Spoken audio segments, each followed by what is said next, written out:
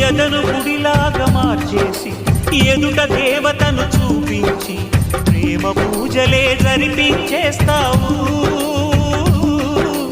ఇంత మాయలో పడదోసేస్తావు.